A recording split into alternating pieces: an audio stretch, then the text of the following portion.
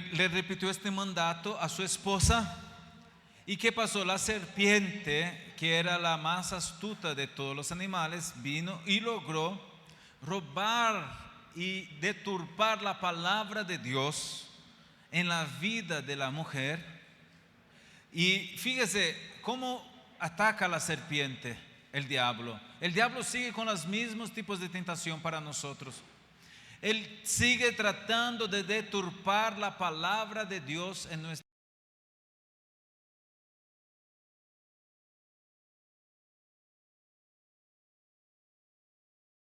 Señor Jesús. Cuando nuestro Señor Jesús estaba aquí en la tierra,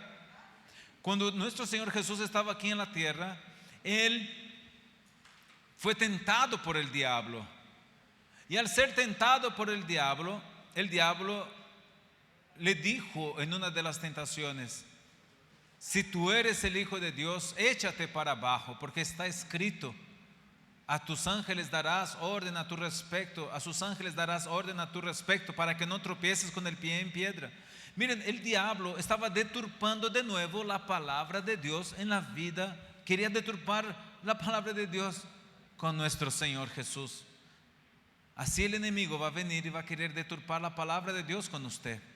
Hay muchas personas que dicen creer en la Biblia, pero utilizan la Biblia fuera del contexto, deturpan la palabra de Dios. Pero nuestro Señor Jesús, amados, Él conocía la Biblia mejor que el diablo. Amén. Él conocía la Biblia mejor que el diablo. ¿Y qué es lo que hizo nuestro Señor Jesús? Él dijo: está escrito también, no tentarás al Señor tu Dios. O sea que ese es nuestro reto, amados, conocer la Biblia mejor que el diablo. Debemos amar la palabra de Dios, conocer la palabra de Dios mejor que el enemigo. Pero aquí vemos un patrón del enemigo también. Qué tremendo, ¿verdad? Porque él se acerca a Jesús en la primera tentación y le dice: si tú eres el Hijo de Dios, transforma estas piedras en pan. Jesús le contesta: está escrito, no tentarás al Señor tu Dios. Ahí entonces viene la segunda tentación, que fue la que les dije: si eres el Hijo de Dios, échate para abajo, porque está escrito: a sus ángeles darás orden a tu respecto, para que no tropieces con el pie en piedra. Y Jesús le dice: está escrito, no tentarás al Señor. En el primero dice: no solo de pan vivirá el hombre. En el segundo: no tentarás al Señor tu Dios. Y luego el enemigo lo lleva a un lugar alto y le muestra los reinos de este mundo.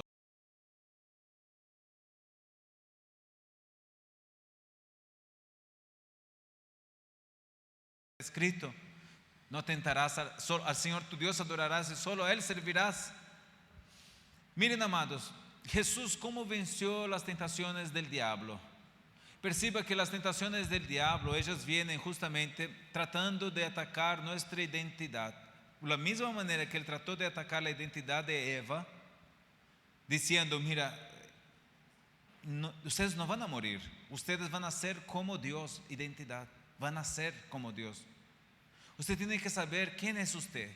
Una de las causas que el ser humano pecó en aquel momento era por falta de identidad. No tenían en claro quiénes ellos ya eran. Y por no saber y querer ser más de lo que tiene que ser, fue también una de las causas que los llevó a ellos a pecar. Y la Biblia dice que nosotros, Romanos 12 dice: cada uno tenga de sí un concepto moderado de sí mismo, y no piense de sí más de lo que conviene saber, de lo que conviene ser, sino con moderación, dice la Escritura ahí en Romanos 12. El enemigo quiere que nosotros tratamos, como dice ahí la Nueva Era, que tratar de hacernos a nosotros dioses. Amados, debemos conocer nuestra identidad. Y el enemigo trató de atacar la identidad de Jesús también. Si eres el Hijo de Dios, identidad, si eres. El enemigo va a atacar su identidad. Él va a decir: ¿cómo tú vas a orar? Tienes tantas fallas, pero tú no eres un hijo de Dios. Y él va a atacar tu identidad, para que usted pare de orar, para que usted pare de acercarse al Señor.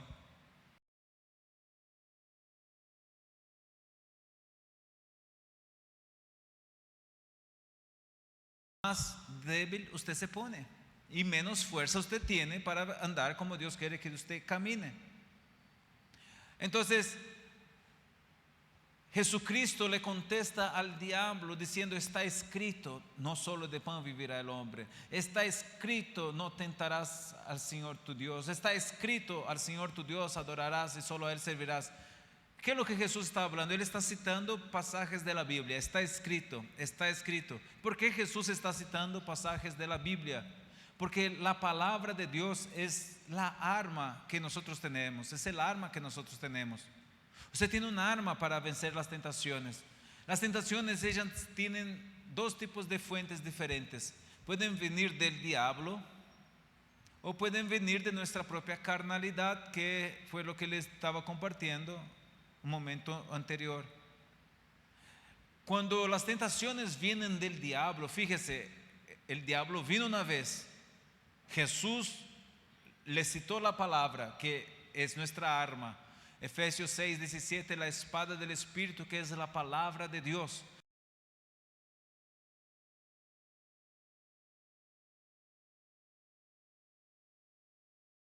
Dadas en el mundo espiritual.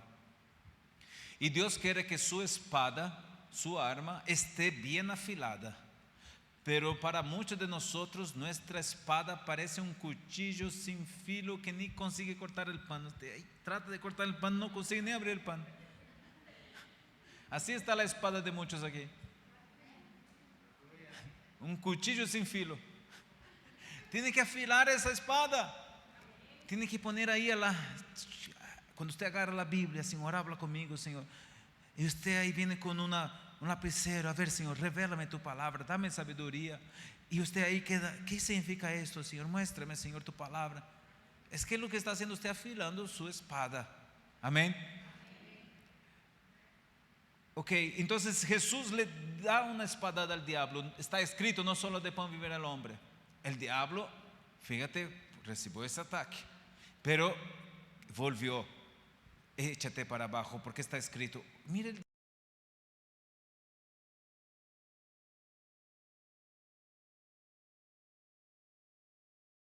la escritura hay 4 contextos para que usted estudie bien la Biblia: el contexto local, el contexto del capítulo, el contexto del libro y el contexto de toda la Biblia. El contexto local es el versículo anterior y después del versículo que usted está leyendo. El contexto del capítulo es que usted conozca aquel capítulo, de aquel versículo que usted está leyendo, desde el versículo 1 hasta el último versículo. El contexto del libro es que usted conozca aquel libro del capítulo 1 hasta el último capítulo de aquel pasaje. Y el contexto de la Biblia es que usted, si quiere hacer una doctrina con un pasaje del Antiguo Testamento, usted tiene que ver a la luz del Nuevo Testamento si trae más información sobre aquel tema o no. Ese es el contexto de toda la Biblia. Amén. Y debemos conocer la Biblia dentro de su contexto. Y Jesús le da una espadada al diablo. Está escrito también: no tentarás al Señor tu Dios, dentro del contexto de la Escritura. Y luego el diablo lo lleva a otro lugar y Jesús le da otra espada.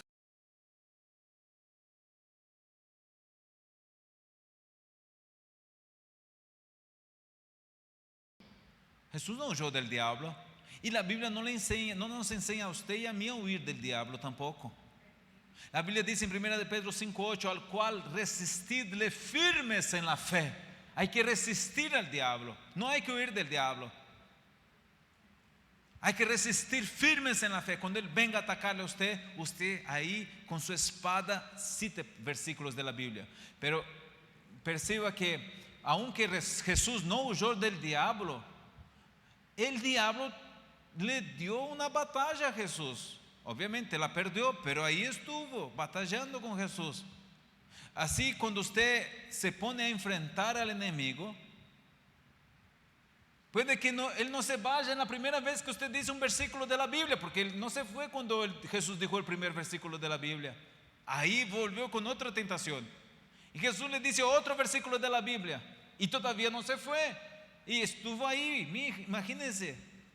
Así muchas veces parece que estamos pasando por luchas. Había uno que decía: después que me convertí, empecé a pasar por muchos problemas, muchas luchas. ¿Sabe lo que pasa en una persona que dice esto? Una persona que dice eso, eso es una realidad.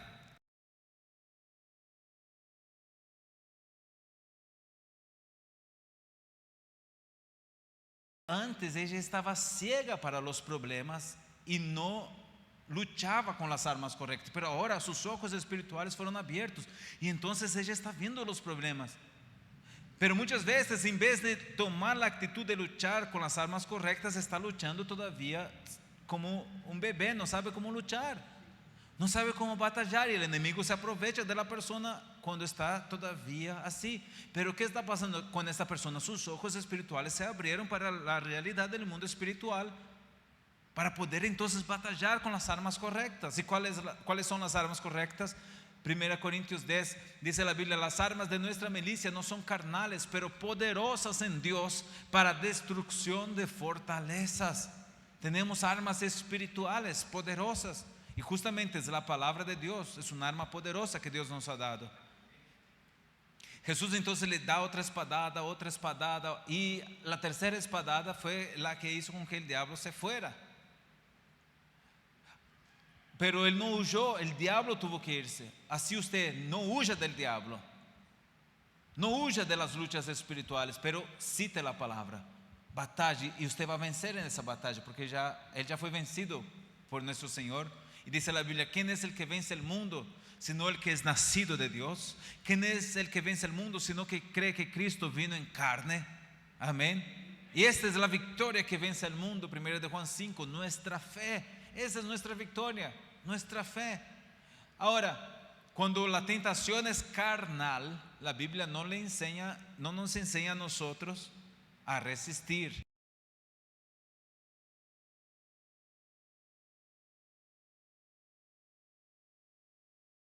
De las pasiones de la juventud. 2 Timoteo 2:22, 2:20, algo así.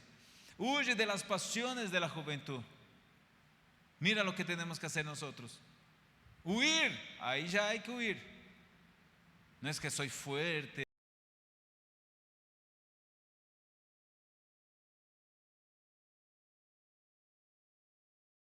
Ahí están los ejemplos de David, de Salomón. ¿Es usted más fuerte que Sansón? ¿Es usted más piadoso que David? ¿Es usted más sabio que Salomón? Entonces la Biblia dice: huye, huye, huye. No trate de querer usted resistir la carne. No, hay que huir. ¿Qué es lo que hizo José? La mujer vino a querer acostarse con él. Acuéstate conmigo. Disculpa, no tengo sueño.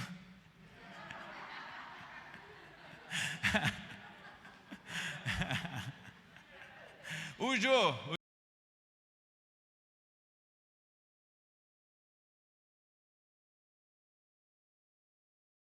Eso no, la Biblia dice huir. 1 Corintios 6:18 dice la escritura: huid de la fornicación.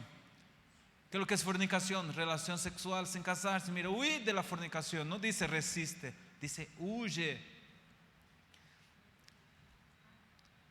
Debemos tomar esa actitud con las cosas carnales. Al diablo sí hay que resistir y hay que citar la palabra. A la tentación citas la palabra, pero ahí nos vemos. Muy bien, amados. Entonces, muy bien. Vemos cuando la mujer entonces peca, que dice la escritura: por un hombre, en Romanos 5:2,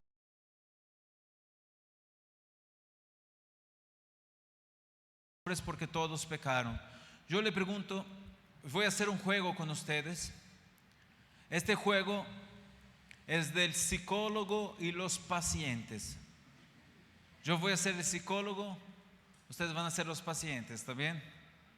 Yo voy a decirles una palabra y yo quiero que usted me diga lo primero que venga a su mente cuando yo diga esta palabra, ¿está bien? Y la palabra es la palabra pecado. ¿Qué es lo primero que viene a su mente cuando usted escucha esta?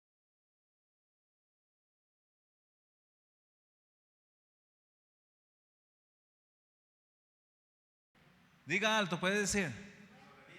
Desobediencia, ¿qué más? Maldad, ¿qué más? Muerte, ¿qué más? Destrucción, desgracia, condenación. ¿No escuché a alguien que dijo? Romper las reglas de Dios. Miren, la lista es grande, ¿verdad? Pudiéramos aquí seguir por mucho tiempo. Y fíjese que en el cielo el diccionario será mucho más pequeño de lo que nosotros usamos ahora, de lo que nosotros tenemos ahora. El vocabulario va a ser menor de lo que nosotros hablamos ahora. ¿Por qué? Porque muchas palabras que ahora nosotros utilizamos son consecuencias del pecado. Por ejemplo, en el cielo no habrá la palabra policía. ¿Por qué? Porque no habrán ladrones. ¿Por qué? Porque no harán robos. Todas esas palabras no van a existir. ¿Por qué?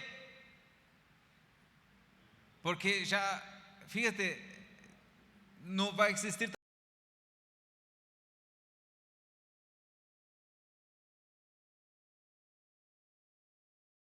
Entonces el diccionario en el cielo va a ser mucho más pequeño de lo que nosotros usamos ahora. Pero, ¿por qué es importante que usted entienda el pecado? ¿Qué es lo que es el pecado?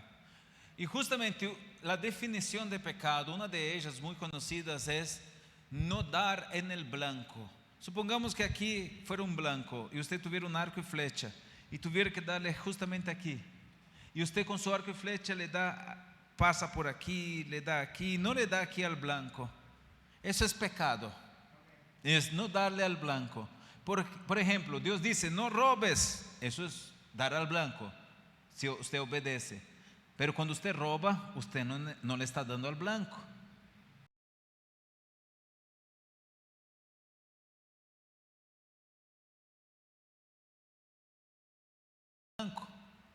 Dios dice, no codices la mujer, la casa, nada de tu prójimo. Nosotros estamos ahí codiciando, no le estamos dando al blanco.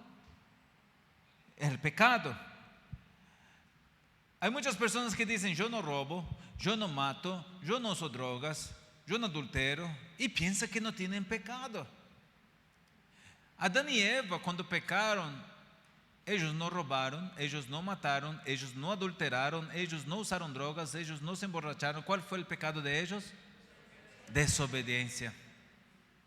¿Y quién no ha desobedecido? La Biblia dice, todos pecaron. Todos. Unos han pecado más, otros han pecado menos, pero todos pecaron. Todos han roto la palabra. La Biblia dice que Romanos 3:10, no hay ni siquiera un justo, ni siquiera uno. No hay un justo. Todos pecaron. Han roto la palabra. Y el pecado, amados, el pecado es muy importante que entendamos, porque cuando la persona piensa, no robo, no mato, no uso drogas, piensa que no tiene pecado, pero Adán y Eva no hicieron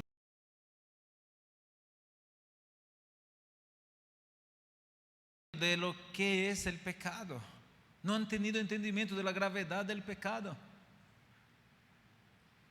Y si la persona no entiende la gravedad del pecado, no va a entender su necesidad del Salvador, del perdón de sus pecados.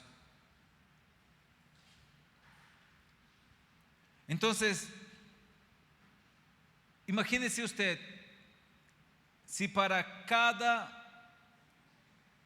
pensamiento de codicia, cada pensamiento inmoral, cada pensamiento de falta de perdón, de enojo, de querer hacer una maldad, cada acción mala que tengo, palabra mala, cosas malas que hago, yo vengo, agarro un clavo y lo clavo en una madera.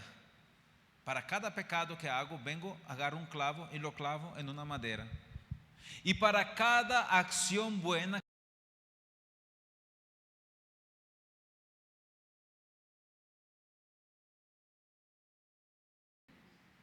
¿verdad que sí? Llenamos la madera de clavo. llenamos la madera de clavo. El ser humano es pecador. La persona a lo mejor diga, pero yo soy un buen papá, soy una buena mamá, trato de hacer cosas buenas. Imagínese si usted va a hacer un omelette. Agarra 4 huevos, abre el primero, abre el segundo, abre el tercero, el cuarto usted no se fijó y estaba pudrido y cayó en medio de los 3. ¿Va a resolver el problema si yo mezclo bien esos huevos? ¿Usted va a poder servir ese omelette? ¿Usted va a poder comer este omelette? ¿Cuántos huevos estaban podridos? 1. ¿Y qué hizo con los demás?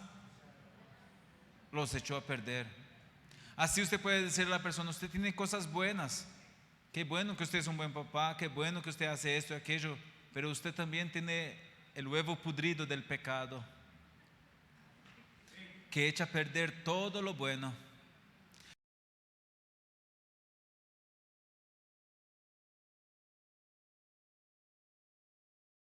Imagínese usted, la persona piensa que puede ser salvo por sí solo.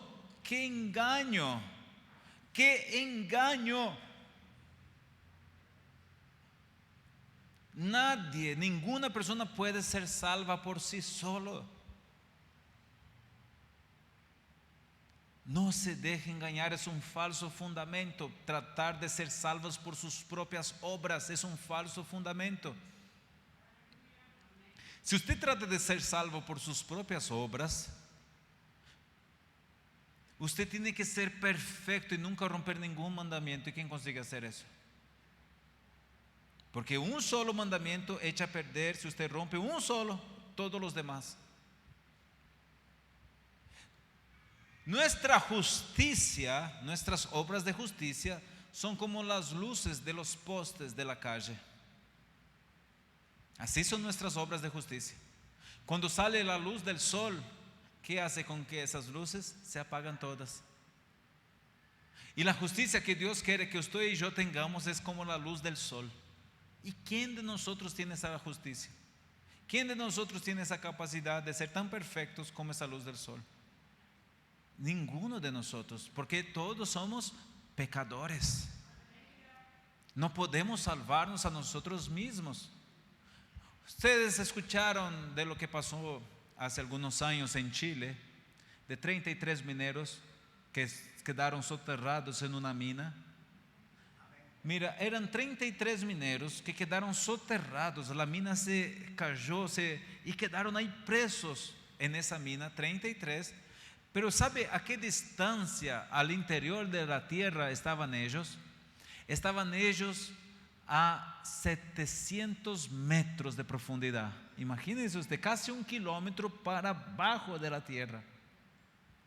Muy profundo. Yo calculo que es de aquí a donde está puede que un poco menos, pero bueno, es bien profundo.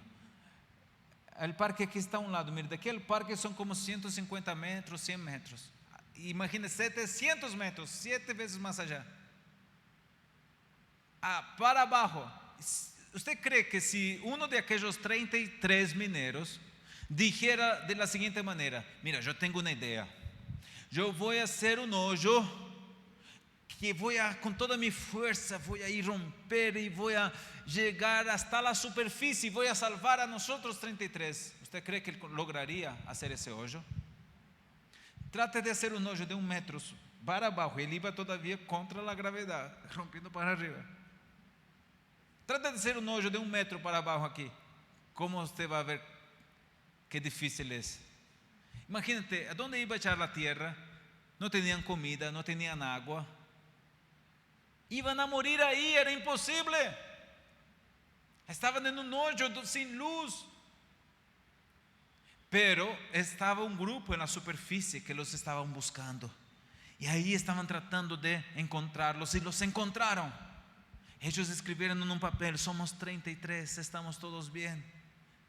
Y cuando descubrieron, los de arriba empezaron a festejar, a celebrar. Hicieron un hoyo un poco más profundo y pusieron una cápsula desarrollada por la NASA que venía desde la superficie hasta donde ellos estaban, y esta cápsula venía, bajaba y entraba uno en la cápsula y la cápsula lo sacaba del hoyo, volvía y lo sacaba del hoyo. Era la única forma de salir de aquel hoyo, por aquella cápsula. Estos 33 representan a usted y a mí, a toda la humanidad, los 33 que estaban en aquel hoyo. El hoyo en que ellos estaban representa nuestro pecado. El pecado nos deja en una oscuridad. Ellos, por más que trataran de salir de aquel hoyo por su propia fuerza, no conseguían.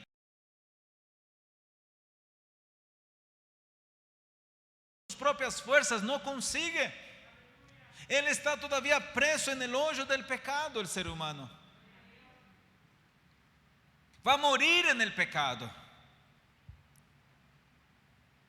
Pero los de arriba los estaban buscando. Estos de arriba representan a Dios, que Él está buscando el que está perdido, que dejó las 99 para buscar la oveja perdida.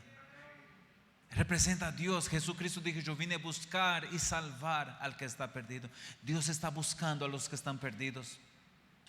La cápsula que vino de la superficie al hoyo representa a Jesucristo, que vino del cielo a la tierra.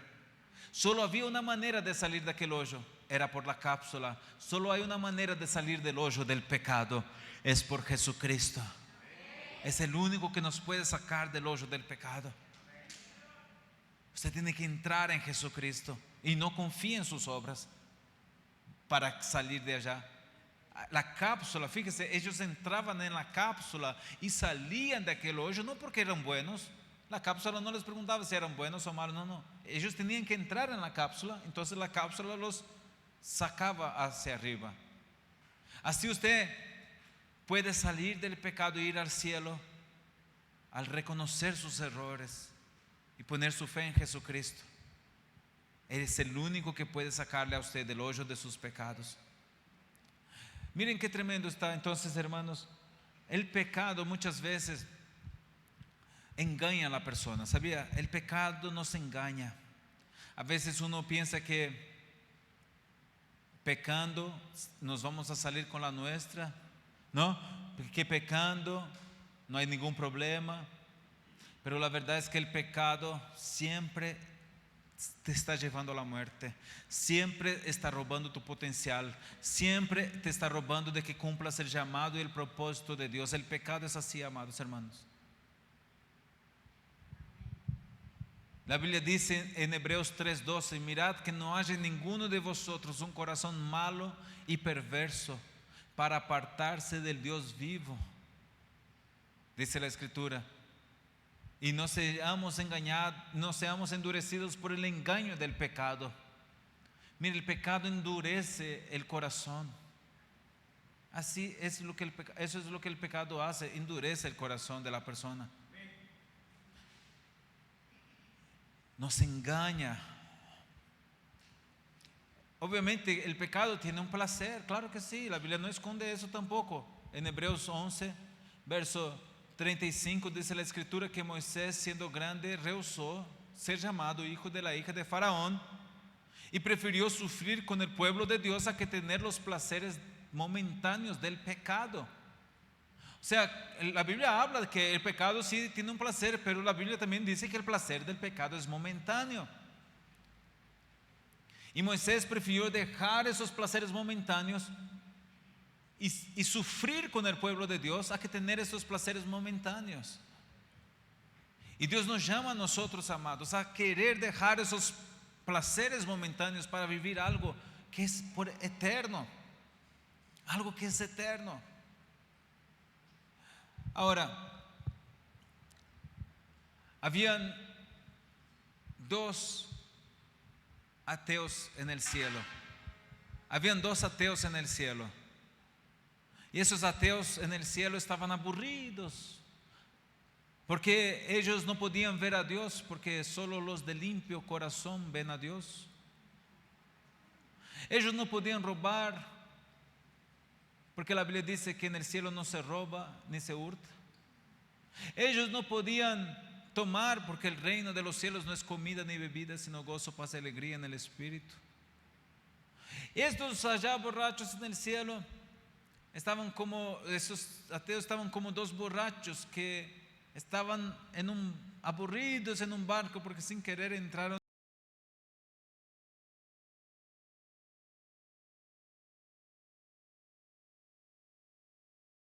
Y ahí estaban esos ateos que miran para abajo y ven a unas mujeres bailando samba en tanga brasileña. Y aquellos ateos, cuando miran a aquellas mujeres, dicen: wow. Y les preguntan al ángel: ángel, ¿qué es aquello? Aquello es el infierno. Es para allá que queremos ir. Aquí puro hay santos. Y viene un demonio y empieza a llevar a aquellos ateos hacia donde estaban aquellas mujeres. Pero cuando está llegando cerca de donde estaban aquellas mujeres, aquel demonio dobla y empieza a ir a otra parte. ¡Ey! Demonio, ¿dónde nos estás llevando? Al infierno. ¿No es allá que quieren ir? Pero no es allá donde están esas mujeres. No, esa es nuestra sección propaganda.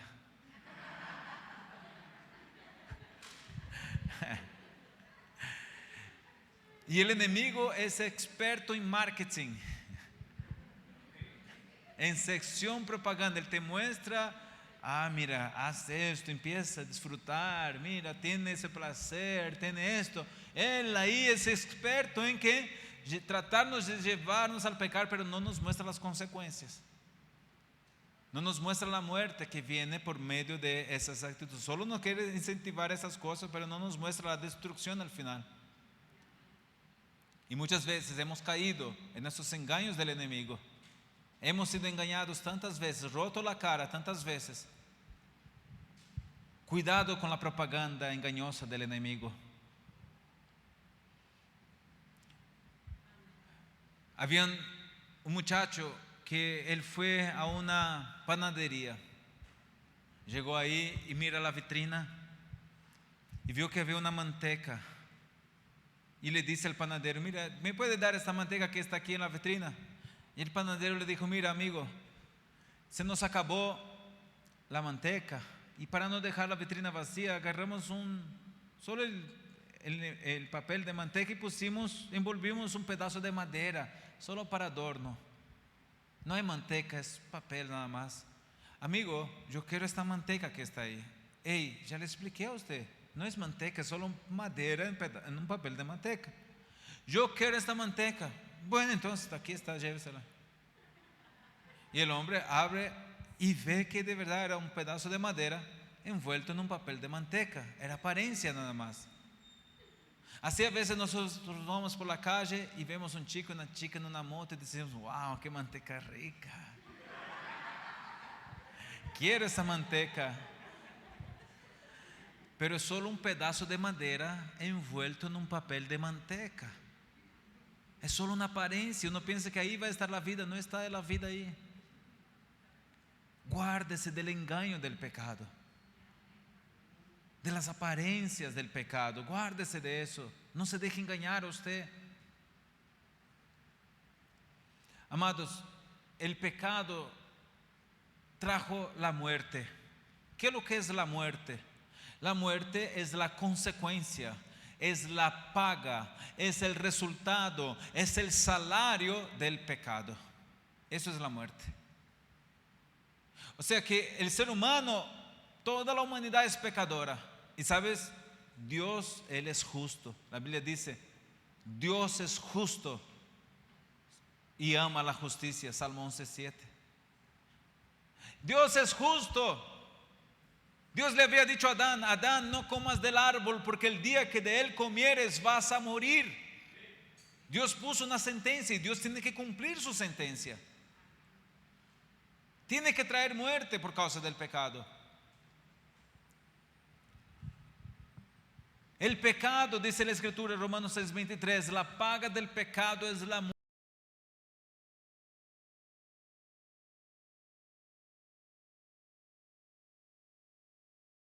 es la palabra thanatos, que significa separación. No es aniquilación, es separación. La muerte física es la separación de la parte inmaterial de la parte material. Es la separación de la parte espiritual del cuerpo. Es como cuando usted maneja su automóvil y de repente se poncha una llanta. ¿Cómo queda la llanta? Ponchada, toda flácida ahí, ¿no? Porque se fue el aire que tenía. Así, nuestra parte espiritual, cuando deja este cuerpo, se separa y ahí quedamos nosotros ahí, todo flácido. Se fue la parte espiritual. Entonces, el pecado, amados, la muerte física es la separación de la parte espiritual de la parte del cuerpo. Génesis 35:18 está hablando de Raquel, que estaba dando a luz a su hijo Benjamín, y dice la escritura, al salirse el alma, pues murió. Mire, cuando muere la persona se sale el alma.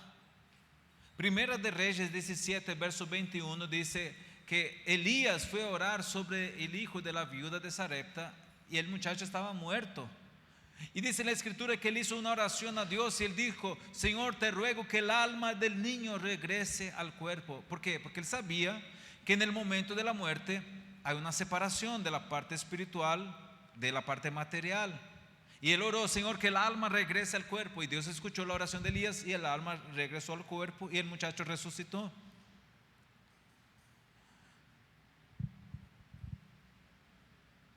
Esa es la muerte física. La muerte espiritual es la separación de nuestra parte espiritual de Dios. La Biblia nos muestra en Lucas 15, ayer les mostré, hablé un poco del muchacho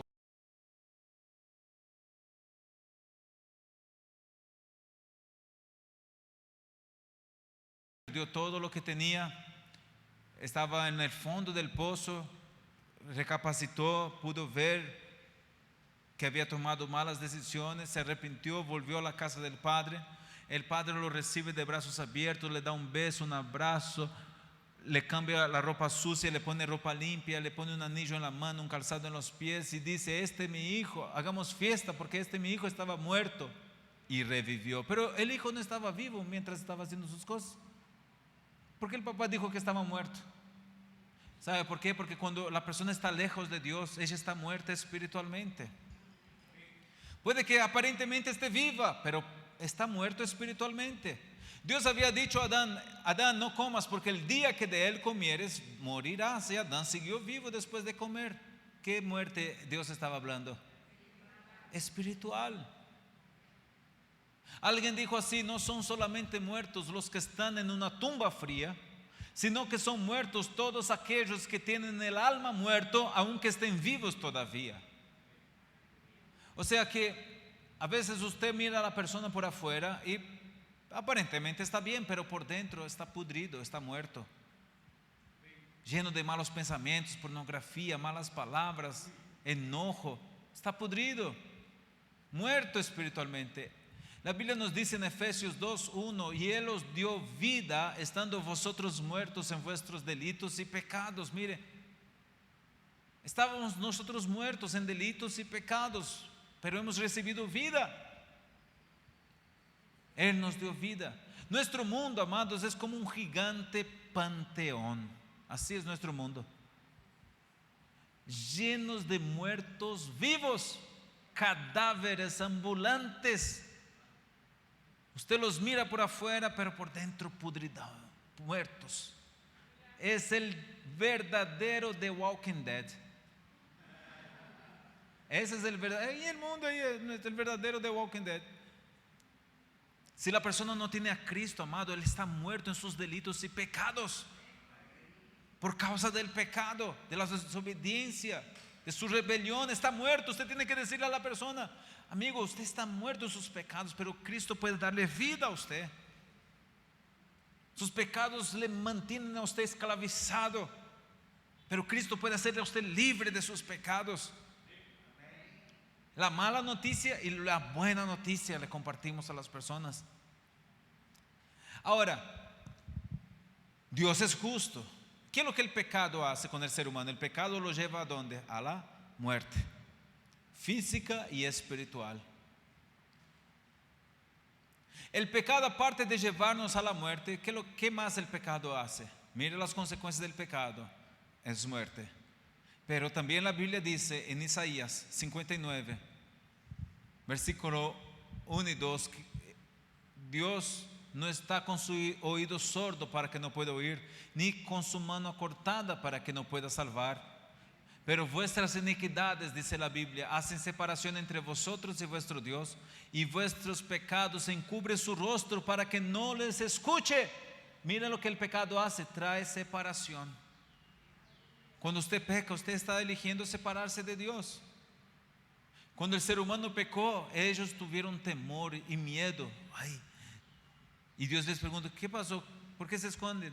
Es que tuvimos miedo. Mire, el pecado hace eso con nosotros. Cuando uno peca, uno quiere vivir ahí, oculto, que nadie le moleste, ahí en la oscuridad, quedar ahí, una vida en oscuridad. Eso es lo que el pecado hace. Pero cuando usted se arrepiente y dice, yo no quiero andar,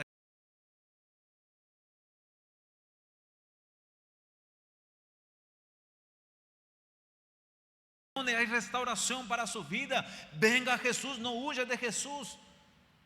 Él quiere liberarle a cada uno de nosotros y a los de afuera también. Y esto le pertenece a cada uno de nosotros. Nos pertenece. Libertad completa. Jesús no quiere libertarlo a usted a mitad.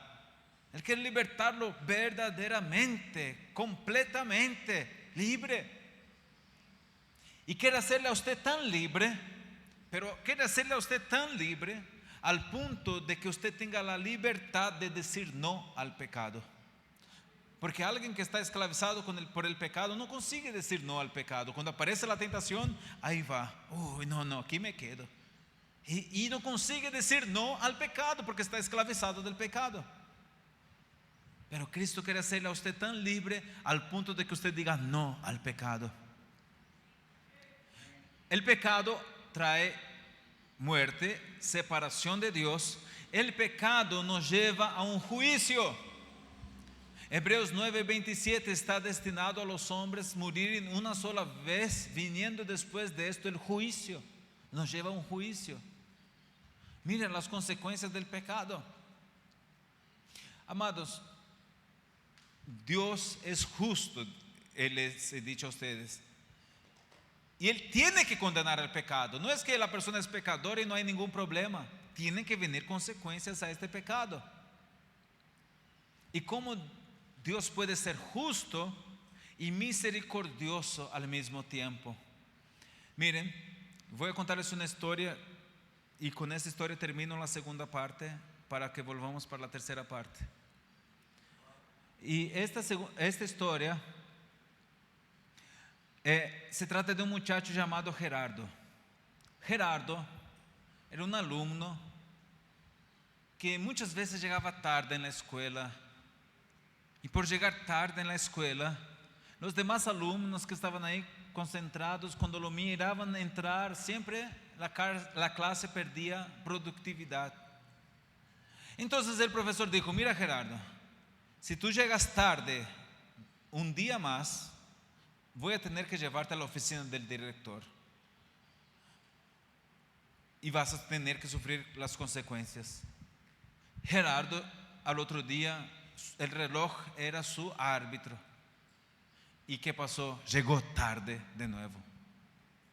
El profesor agarra a Gerardo, lo lleva a la oficina del director, lo pone en la oficina del director y el profesor y el director se ponen en el pasillo.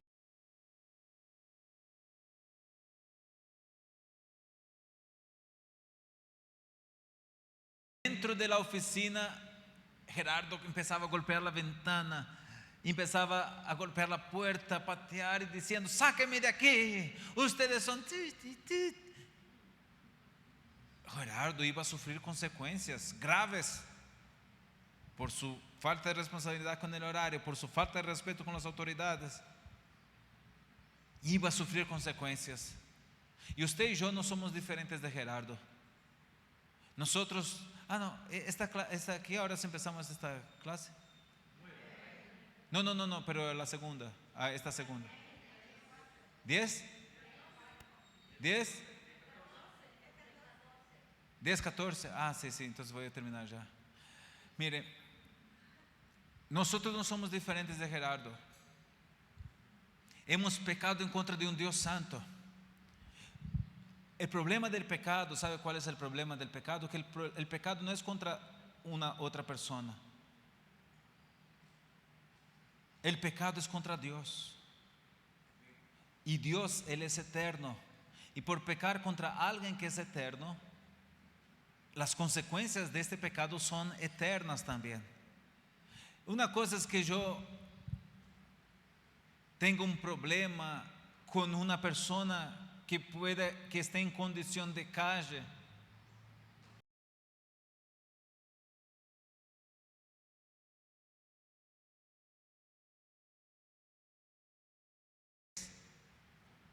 Las consecuencias que voy a tener por haber ofendido al juez va a ser mucho peor que las que si ofendo a una persona de calle, porque la persona no sabe a veces sus derechos, no sabe defenderse. El juez ya está preparado, ya sabe cómo defenderse y va a aplicar el peso de la ley. Así, nuestro pecado no es contra las personas, es contra Dios, que sabe todas las cosas. Él no puede mirar el pecado y decir, ok, no hay problema, ok, aquí lo encubro. No, Él es justo, Él tiene que aplicar la justicia. Si usted quiere seguir en pecado, usted va a sufrir una muerte, le va a matar, le va a destruir, usted no va a poder huir de Dios. La Biblia dice, de Dios nadie se burla. Lo que el hombre sembrare, eso cosechará. Entonces nos conviene a nosotros dejar de pecar. Nos conviene a nosotros arrepentirnos de verdad. Nos conviene a nosotros consagrar nuestra vida y hacer las cosas de la manera de Dios. Nos conviene a nosotros. Él es justo.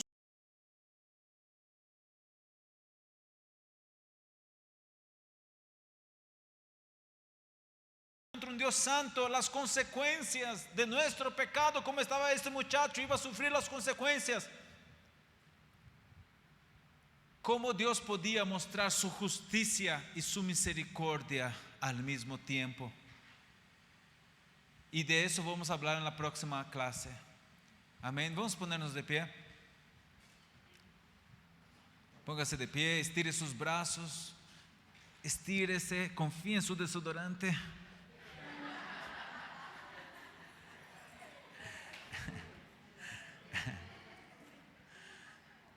Vamos a orar al Señor. Vamos a pedir al Señor, Señor, ayúdame, Señor, a tener convicción del pecado, a no ser engañado por el pecado, porque un día va a haber consecuencias si no me arrepiento de mi pecado.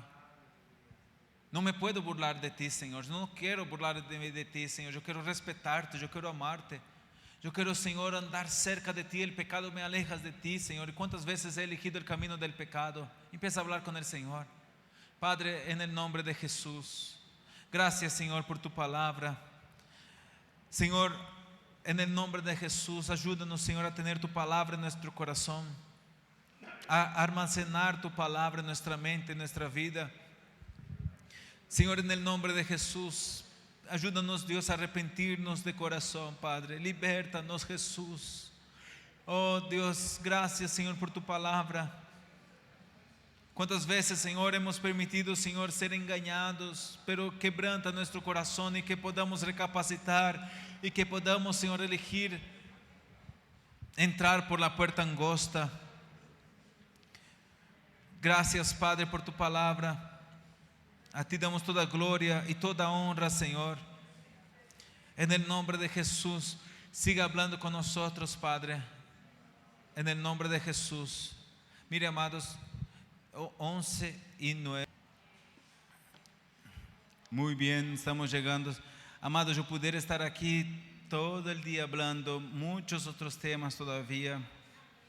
Pero fíjese, estoy sintiendo pues este tema generalmente que le estoy comunicando ahora, doy en una plática, pero fíjese, Dios me está guiando a darles a ustedes con muchos detalles.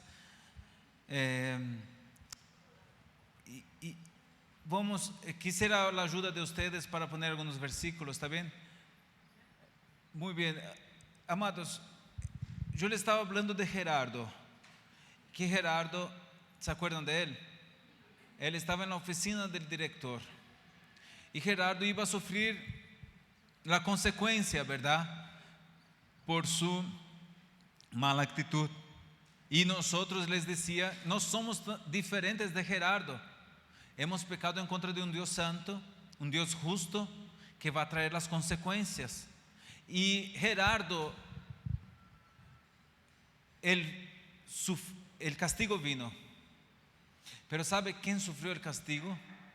El castigo que lo sufrió fue el profesor. ¿Por qué el profesor? Porque Gerardo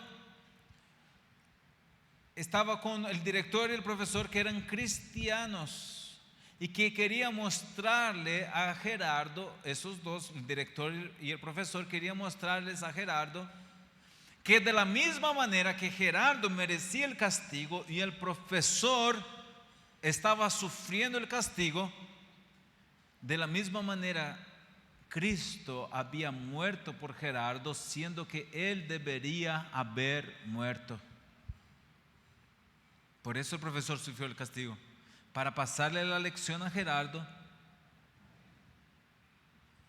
de lo que Cristo hizo por nosotros, siendo que nosotros deberíamos haber muerto.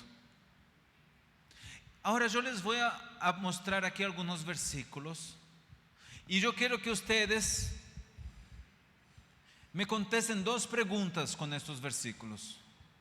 La primera pregunta que quiero que ustedes contesten es: ¿de quién habla este versículo?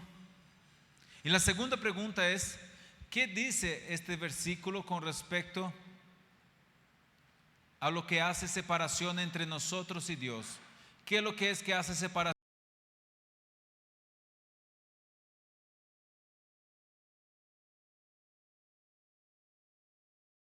Este versículo de lo que hace separación entre nosotros y Dios, que es el pecado.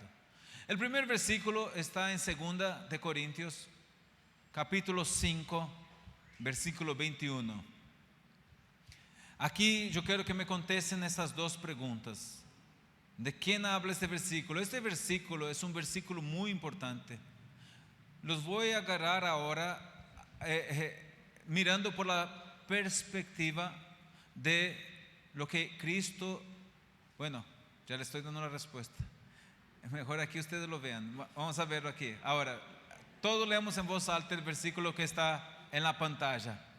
Al que no conoció pecado, por nosotros lo hizo pecado, para que nosotros fuésemos hechos justicia de Dios en él. Ok, de nuevo. Al que no conoció. ¿De quién está hablando este versículo? De Jesús, ¿verdad? Él es el único que nunca pecó. Ahora, ¿qué es lo que dice este versículo de lo que hace separación entre nosotros y Dios? ¿Qué es lo que hace separación entre nosotros y Dios? El pecado. ¿Qué es lo que dice ese versículo del pecado? ¿Qué pasó? Cristo se hizo pecado. Mira, Cristo no era pecado, pero fue hecho pecado por nosotros. ¿Se acuerda?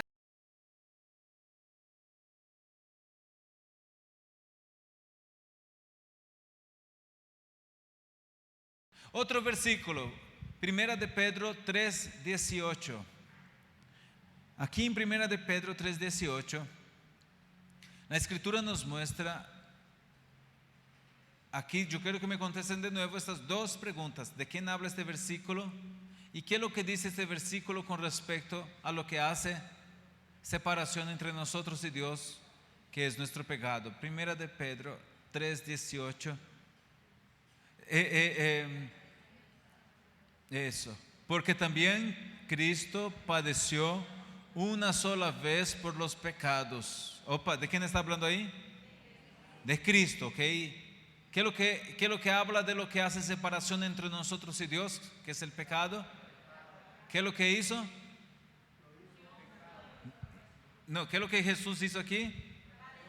Padeció. Él no tenía pecado, porque ahí dice que mira, todos nosotros hemos sido injustos, pero Jesús era el justo. El justo tomó nuestra injusticia. Amén. Como el profesor tomó el pecado del otro y sufrió las consecuencias por el muchacho. Otro pasaje, Juan capítulo 1.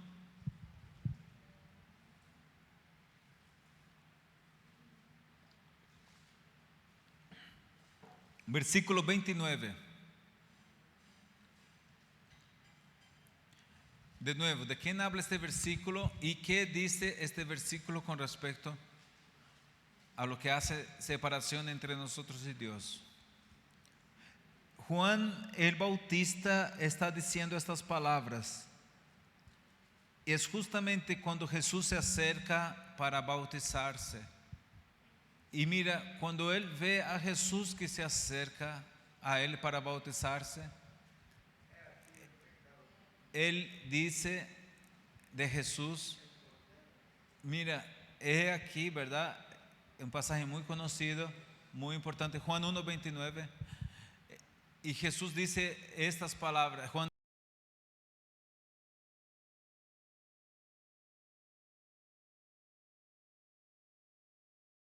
Cordero de Dios. ¿De quién está hablando la palabra? De Jesús. Jesús es el Cordero de Dios. ¿Por qué Juan lo compara con un cordero? Porque antiguamente las personas mataban corderos justamente para perdón de sus pecados. Pero era aquel cordero que ellos mataban, él no perdonaba el pecado, él apenas encubría el pecado. Es como si usted me invitara a su casa y antes que llegara ahí a su casa, sin querer usted derramó una tinta o algo que hiciera que aunque la mesa no se viese bien. Y entonces usted viene, agarra un mantel y cubre la mesa. Aparentemente la mesa está ok.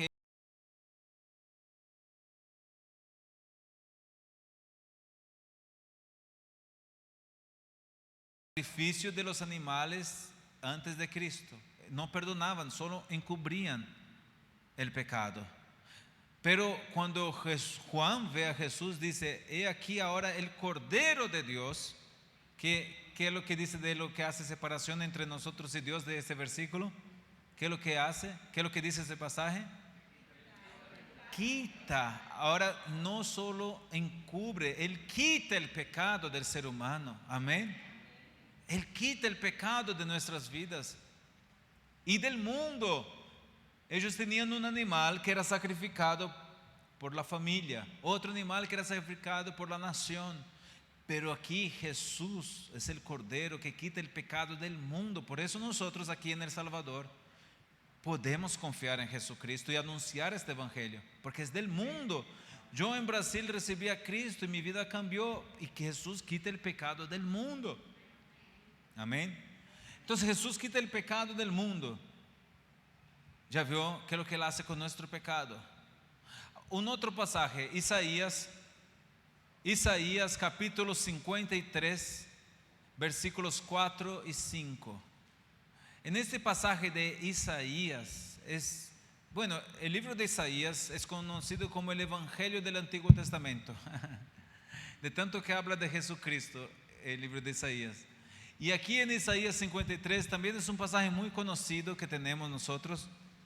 Y este pasaje lo vamos a leer varias veces, pero yo quiero que usted entienda dentro de su corazón, de su espíritu, porque es el punto, ¿verdad?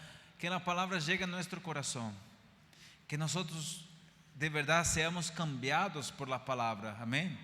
No solo recibamos una información, sino que dentro de nosotros nos apropiemos de esa palabra y la pongamos en práctica, ¿verdad? Y en Isaías 53 versículos, el computador está con problema, pero aquí voy entonces a dar lectura en la Biblia, si usted puede acompañar ahí con su Biblia. Isaías 53 versículos 4 y 5 dice así: ciertamente, vamos a leer todos en voz alta: llevó él nuestras enfermedades y sufrió nuestros dolores. Y nosotros lo tuvimos por azotado, por herido de Dios y abatido. Mas Él herido fue por nuestras rebeliones, molido por nuestros pecados. El castigo de nuestra paz fue sobre Él, y por su llaga fuimos nosotros curados. Leamos el verso 6 también. Todos nosotros nos descarriamos como oveja, y cada cual se apartó por su camino, mas Jehová cargó en él el pecado de todos nosotros. Ahora, hemos dado una primera lectura, vamos a hacer una segunda lectura. Esta segunda lectura de este pasaje, yo quiero que usted cambie la palabra él por Jesús. Vamos. Ciertamente llevó Jesús nuestras enfermedades y sufrió nuestros dolores. Y nosotros le tuvimos por azotado, por herido de Dios y abatido.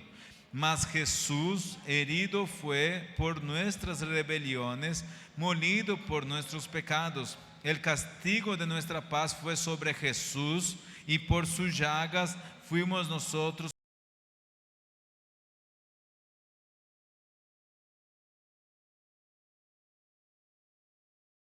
Jehová cargó en Jesús el pecado de todos nosotros. Vamos a hacer una tercera lectura. Esta tercera lectura usted de nuevo va a cambiar la palabra él por Jesús, y usted va a cambiar la palabra ahora nuestras por mis. ¿Está bien? Vamos entonces. Ciertamente llevó Jesús mis enfermedades y sufrió mis dolores. Atención, atención. Usted está viendo que Jesús no tenía enfermedad. ¿Qué enfermedades él sufrió? Mis enfermedades. ¿Qué significa eso? ¿Sabe lo que significa eso?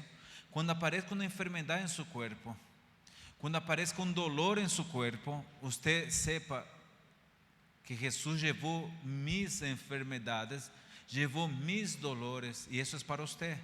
Eso es para usted. Esto es su herencia. Una herencia usted no trabaja para conquistarla. Alguien trabajó y se la dejó para usted. Eso es lo que Jesús hizo en la cruz. Él le dejó a usted y a mí esta herencia. Él dejó esta herencia por nosotros.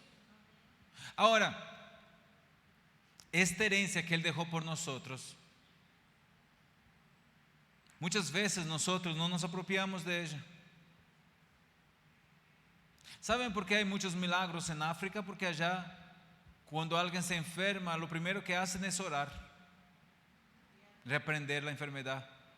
Y sabes, aquí o muchas veces en otros países, porque las personas no ocurren tantos milagros, porque cuando alguien se enferma, lo primero que hace, ¿qué remedio hay? ¿Tiene tal remedio?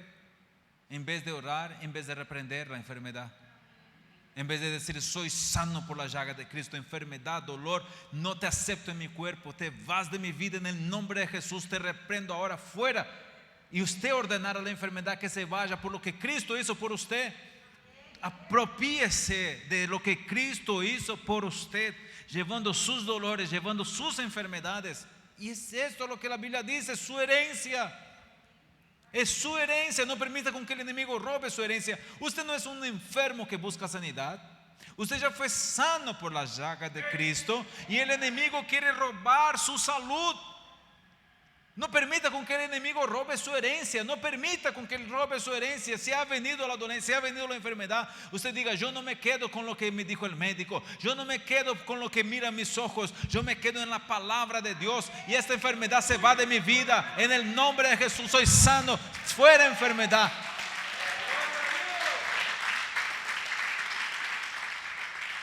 Yo no estoy diciendo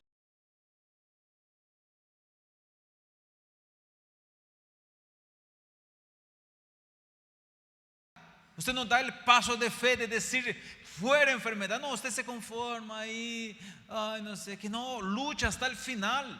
Luche con la palabra de Dios, con las promesas de Dios en su vida. No ande por lo que usted ve, ande por lo que usted cree. Eso es andar por fe. Y mira, Hebreos 10:19 dice la Biblia, retengamos firme la profesión de nuestra fe. Cuando la Biblia dice eso, está utilizando un término náutico. Y este término era con respecto a cuando los marineros o las personas que iban en un barco eran azotados por las olas. Y las olas estaban ahí y aquellas personas están ahí en el barco casi cayéndose. Entonces cuando la Biblia dice retener era que ellos tenían que venir, sujetarse en el mastro bien firme para que no fueran botados al mar. Y es así también que pasa con la palabra de Dios, que nos enseña: retengamos firme la profesión de nuestra fe. En otras palabras, la Biblia nos dice: cuando vengan las tempestades de la vida queriéndote echar en la desesperación, queriéndote sacar del barco de la fe, usted retenga firme. Aunque mis ojos no estén viendo físicamente, yo creo en la palabra de Dios. Aunque el mundo esté desmoronando, yo no me voy a alejar de Jesús. Yo voy a perseverar en la palabra del Señor. Yo me paro en la palabra de Dios. Yo declaro esta palabra en mi vida. Debemos nosotros pararnos en la palabra de Dios, aunque el mundo esté al revés. Andar por fe. Retenga la palabra de Dios. Declare sobre usted. Si usted tiene hijos que no están sirviendo al Señor, la Biblia dice que los hijos son herencia de Jehová. Son algo que Dios te los dio. Herencia. Si no están sirviendo al Señor, empieza a decir: diablo inmundo, quita las patas de mis hijos en el nombre de Jesús. No los vas a robar. Ellos son herencia de Dios, van a servir al Señor. Y empieza a reclamarlos para el Señor. No se conformen verlos ahí perdidos, lejos del Señor. Arrebátelos para el reino de Dios. No permita que el enemigo robe su herencia. Enójese en contra de que ellos estén ahí andando todo chueco. Díganle: Señor, manda trabajadores que lleven tu palabra a ellos. Ayúdalos a que recapaciten y vean la inmundicia de su pecado, y que se arrepientan y pongan su fe en Cristo Jesús. Llore por ellos, batalle por ellos. La oración de mis papás hicieron con que yo viniera al camino del Señor y conociera al Señor. Su oración va a salvar a ellos también. Sabe, a veces tenemos muchos amigos, vecinos que están muriendo sin Cristo Jesús. ¿Sabe por qué?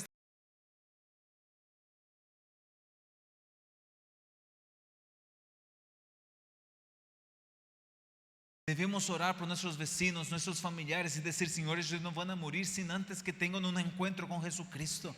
Usted sea un intercesor de sus amigos y familiares. Póngase en la brecha por ellos. Interceda por ellos. Y aquí dice, mira, volvamos aquí al versículo 4. Ciertamente llevó Jesús mis enfermedades y sufrió mis dolores, y yo le tuve por azotado, por herido de Dios y abatido. Mas Jesús herido fue por mis rebeliones. Mire, ¿usted está viendo? Jesús tenía rebelión. ¿Por quién fue él herido? ¿Ya vio? Mis pecados, mis rebeliones, mi cabeza dura hizo con que Jesús fuera herido. ¿Qué más? Dice aquí: molido por mis pecados. ¿Jesús tenía pecado? ¿Fue molido por cuáles pecados? Imagínate qué amor, qué entrega. Por mí, por mis fallas. Él estaba pagando el precio ahí, siendo molido. Alguien dijo que la película de la Pasión de Cristo todavía es menos de lo que Jesucristo sufrió en la cruz del Calvario. Y en la película es bien fuerte todo lo que él sufre, y fue menos, porque aquí dice que él fue molido. Imagínense, molido, ¿qué significa? Y miren, ¿qué más? El castigo de mi paz. ¿Ya vio? La paz nuestra. Alguien sufrió un castigo para que usted tuviera paz, y ese fue Jesús. Fue sobre Jesús. Y por la llaga de Jesús, ¿quién es sanado? Yo soy sanado, curado. Por la llaga de Jesús soy curado. Yo me descarrié como oveja, me aparté por mi camino, mas Jehová cargó en Jesús mi pecado.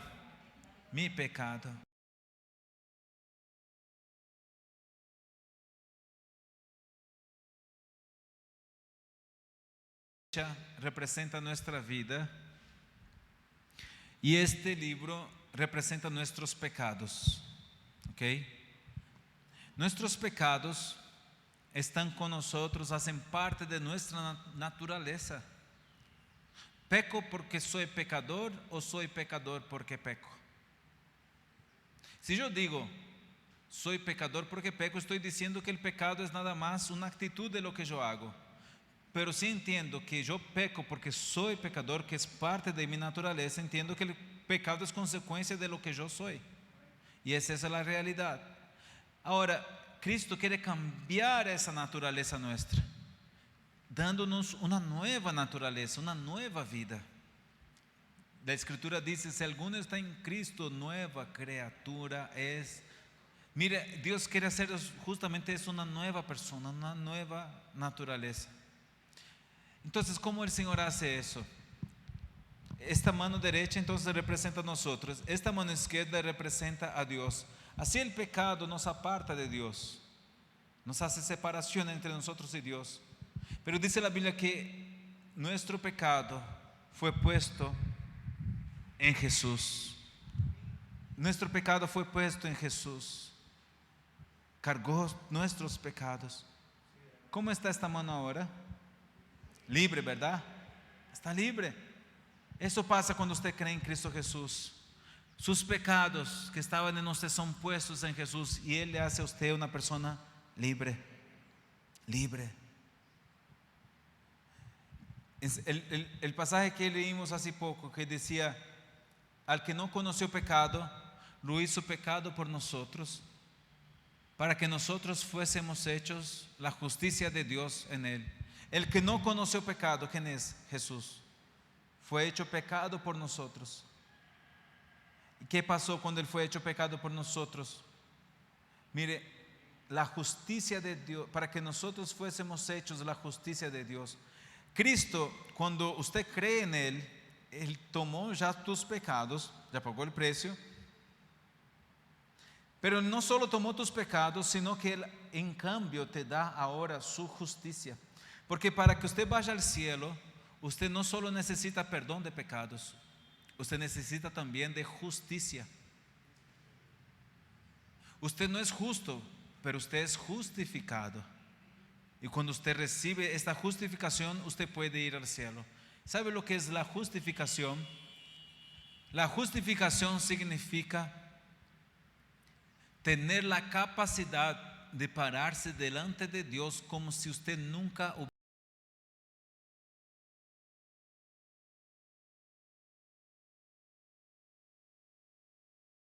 Le mira a usted como un pecador.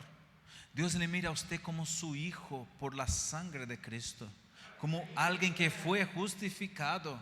Mire, la Biblia dice que al que no conoció pecado, lo hizo pecado por nosotros, para que nosotros fuéramos hechos justicia de Dios. Fuimos hechos por el sacrificio de Cristo, justicia de Dios. Y el Señor nos mira ahora como sus hijos. Mírese como Dios le mira a usted, como un hijo de Él. Acepte su identidad espiritual de hijo de Dios. Hijo de Dios no es cualquier persona. Hijo de Dios son los que han recibido a Jesucristo y Dios les dio el poder de ser hechos hijos de Dios, los que creen en su nombre. Antes de que hubiésemos puesto nuestra fe en Jesús, éramos apenas criatura de Dios. Hijos de Dios son los que recibieron a Jesucristo en su vida como su Señor, como su Salvador. Se arrepintieron y confiaron y creen en Él, en su nombre. Y dice la Escritura, todo el que invocare el nombre del Señor será salvo. Entonces esta persona recibe la justificación. ¿Cómo yo recibo mi justificación? Cuando usted cree que Jesucristo resucitó de los muertos. La Biblia dice, si con tu boca confesares a Jesús como Señor y en tu corazón creyeres que Dios le levantó de los muertos, serás salvo. Porque con la boca se confiesa para salvación, pero con el corazón se cree para justicia. Y usted está viendo a dónde usted está poniendo su corazón para creer. Usted está poniendo su corazón para creer que Dios le resucitó de entre los muertos, que Él venció la muerte. Cuando usted cree que Jesús venció la muerte,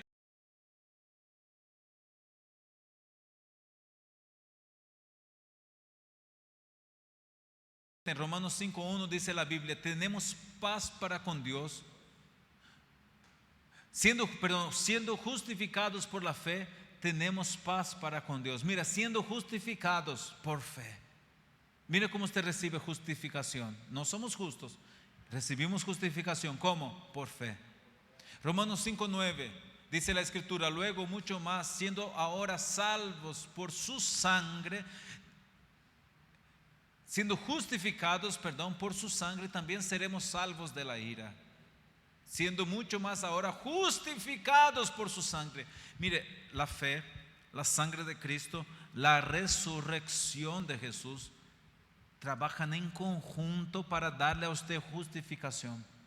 Esta justicia, cuando viene a usted ahora, dice Pablo, para ser hallado en Él, no teniendo justicia propia que es por la ley, sino la justicia que viene por la fe en el sacrificio de Cristo. Es la justicia del Señor lo que nos hace aceptos delante del Padre Celestial, amados. Y usted necesita de esta justicia de Jesucristo, porque es lo que le permite a usted pararse delante de Dios como si usted nunca hubiese pecado. Y no es por usted, es por Jesucristo. Y es eso lo que usted es ahora, y usted debe caminar en eso. Si usted pecó, usted dígale al Señor, perdóname Señor, no he andado conforme a la identidad que tú dijiste que yo tengo de un hijo. Me he comportado de una manera, Señor, que no he estado de acuerdo con mi identidad. Ayúdame, Señor, a comportarme de acuerdo a la identidad que tú me dices de un hijo y una hija tuya. ¿Por qué? Porque, miren, puede que haya muchos pequeños en un lugar, muchos niños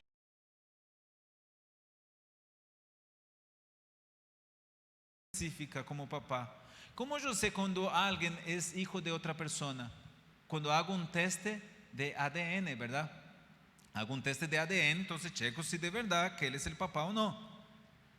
Ahora, cuando nace el bebé, ¿qué dicen las personas? Ay, tiene el ojito del papá, la boquita de la mamá, ¿no? Y ahí van viendo las semejanzas, ¿no? Con el familiar. ¿Se acuerdan del caso que pasó aquí de una pastora de Cristo para las Naciones que le raptaron el bebé cuando había nacido? Pasó en las noticias, y que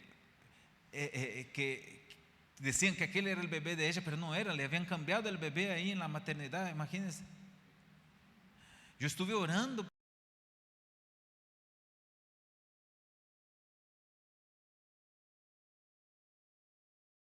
en Dallas ahora, y el bebé está creciendo, está grande ya el muchacho. Moisés le pusieron, sacado de las aguas. Gloria a Dios, ¿verdad? Pero miren, amados,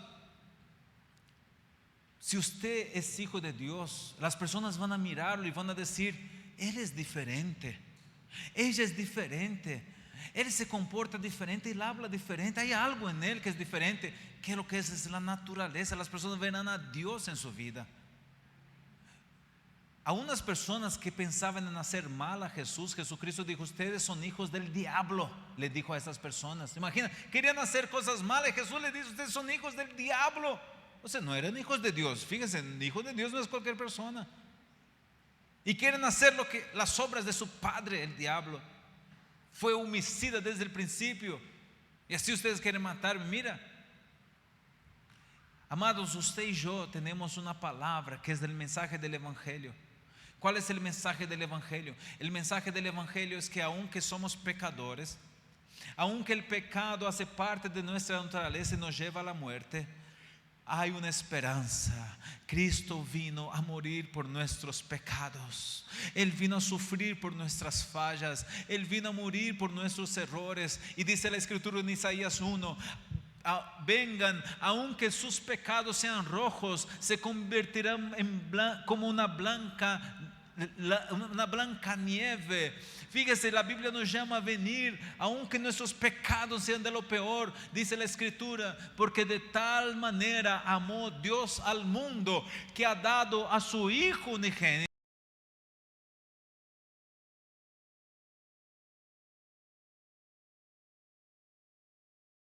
Aunque la persona haya hecho lo peor, si esa persona reconoce y entiende que todo aquel le incluye a ella también, y aquella persona dice: yo he sido un pecador, pero miro a Jesús, y dice la Biblia: mirad a mí todos los términos de la tierra y seréis salvos. Cuando usted mira a Jesús, amado, con un corazón arrepentido, hay salvación para usted. Y dice la Biblia: importa que así como Moisés levantó la serpiente en el desierto, sea levantado el Hijo del Hombre, para que todo aquel que en él cree no perezca, sino que tenga vida eterna. Todo aquel, mire qué maravilla, esa es la buena noticia. Cristo murió por nuestros pecados, Él sufrió por nuestros errores, Él ya murió la muerte en nuestro lugar. Habían dos jóvenes que ellos se criaron juntos, pero amadureciendo un poco más, uno se convirtió en bandido y otro se hizo un juez. Un día prendieron al que hacía cosas malas y lo llevaron a ser juzgado. Y cuando él mira bien quién era el que lo iba a juzgar, él ve que era su amigo. Y él dice: mi amigo, me va a salvar mi amigo. Pero el otro era bien justo y fue bien estricto por lo que el otro había hecho, y le puso una sentencia grande y una fianza muy grande que el otro no tenía condiciones de pagar. Y el otro estaba sin esperanza: mi amigo me condenó. Aquel juez bajó de su posición, se puso la ropa de civil y vino y pagó la fianza bien alta, que era imposible que el otro pagara por su amigo. Lo condenó, pero también vino y lo salvó. De la misma manera, Dios había dicho a Adán: no comas del árbol de la ciencia del bien y del mal, porque el día que de él comieres vas a morir. Vino la condenación. La condenación era muerte. Si comes vas a morir, muerte.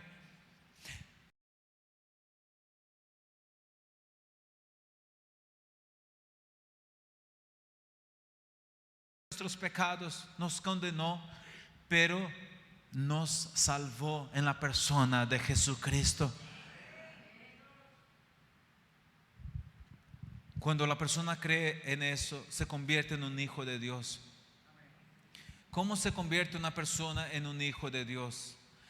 El apóstol Pedro dice en 1 de Pedro 1:23: habiendo sido renacidos no de semilla corruptible, sino de la incorruptible, por la palabra de Dios. Mire lo que dice Pedro: usted y yo un día nacimos aquí en este mundo por una semilla que su papá puso en su mamá,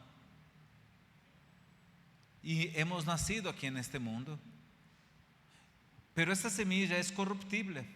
Este cuerpo es mortal, se enferma, se envejece, va a dejar de existir un día, es mortal. Pero la Biblia dice: habiendo sido renacidos. Mire, usted ahora nació de nuevo.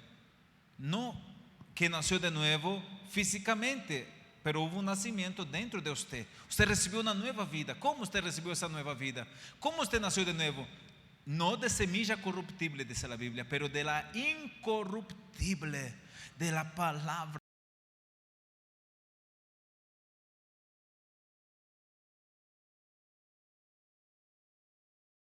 Cielos y la tierra, esta palabra seguirá firme y fuerte, incorruptible. Y esta palabra es la que le hizo a usted renacer, nacer de nuevo. Es esta palabra que nos hace renacer. Cuando nosotros vamos a predicar, no vamos a hablar de nosotros. La Biblia dice, el apóstol Pablo dice en 2 Corintios 4: no nos predicamos a nosotros mismos, predicamos a Cristo como Señor. Cuando vamos a predicar, vamos a hablar de Cristo como Señor. Él es el Rey de Reyes, Él es el Señor de Señores. Él es digno que nos sometamos a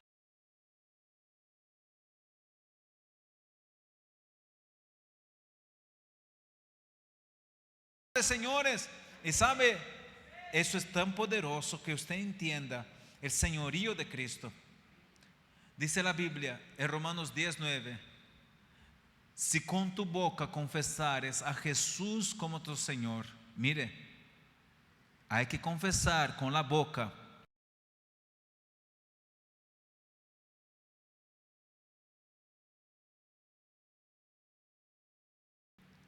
Es diferente de lo que es en el idioma español o en el idioma portugués. En español o en portugués uno llama a una persona de Señor por educación. Señor Pedro, Señor Juan, Señor Jesús.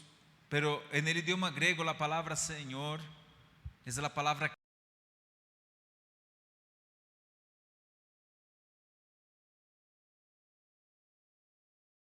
última palabra.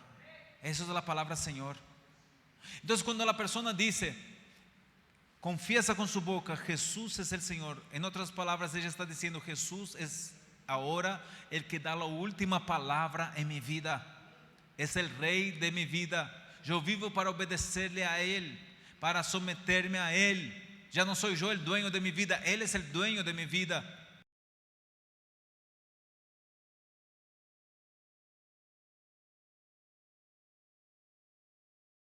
Pablo dijo en Hechos 16:31 al carcelero de Filipos: cree en el Señor Jesús y serás salvo tú y tu casa. Él no dijo cree en el curandero Jesús.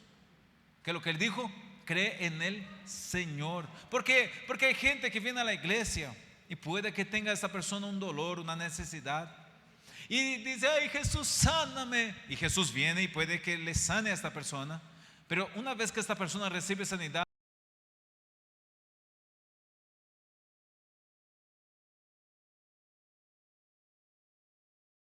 cree en el curandero Jesús. No.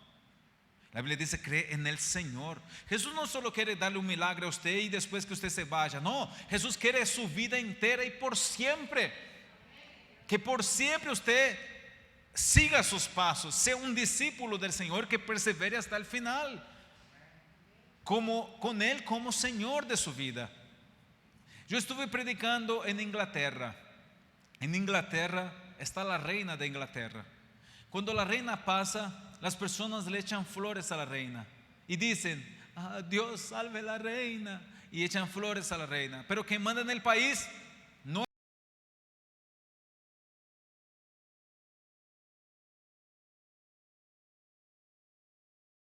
A veces nosotros estamos en la iglesia y le echamos flores a Jesús. Jesús, tú eres el Señor. Jesús, tú eres el Rey. Le echamos flores a Jesús, pero cuando salimos por estas puertas, ¿quién está mandando en tu vida? ¿Jesús como el Rey o el primer ministro tuyo? ¿Quién está mandando en tu vida? ¿Jesús como el Rey o el primer ministro? Jesucristo dijo en Lucas 6:46, ¿por qué me llaman Señor, Señor y no hacen lo que yo os mando? Ya veo, no basta decir de boca, Jesús es el Señor y vive una vida toda chueca.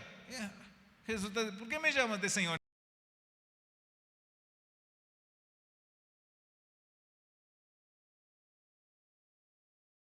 Señor, Señor entrará en el reino de los cielos, sino el que hace la voluntad de mi Padre que está en los cielos.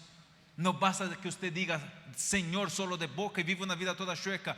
Dios quiere obediencia, que usted de verdad se convierta a Él, que usted de verdad ponga su vida a cuentas con Dios.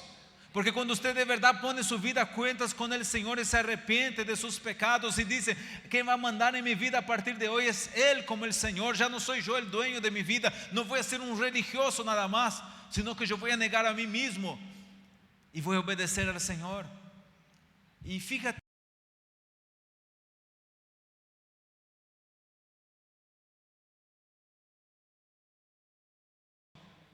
y creyeres en tu corazón que Dios le levantó de entre los muertos, será salvo. No estamos llevando a las personas un Cristo muerto, sino un Cristo vivo, que venció la muerte, que es el mismo ayer, hoy y por los siglos. Yo ya fui a Jerusalén en Jerusalén, ya fui a la tumba de Jesús.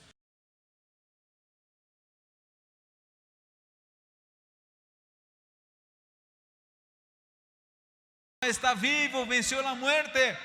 Y la Biblia dice, si creyeres en tu corazón que Dios le levantó de entre los muertos, hay que creer en el corazón. ¿Por qué? Porque con la boca se confiesa para salvación, pero con el corazón se cree para justicia. La justicia, fíjese, y salvación con la boca. Tenemos el mandato de ir y llevar el evangelio. Amados, les he explicado cómo se hace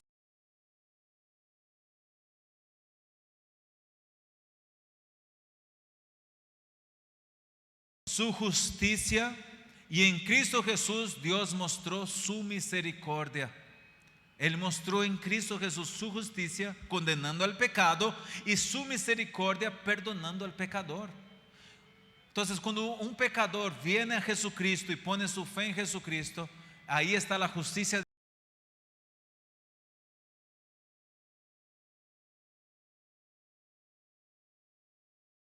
El mensaje del evangelio, que Dios nos use para llevar ese evangelio. Hoy a las 4 de la tarde estaremos saliendo a predicar aquí en diferentes lugares. Le animo, venga a participar, venga a participar. Yo traje una bocina para estar predicando ahí con un micrófono, y mientras predico usted se acerca a las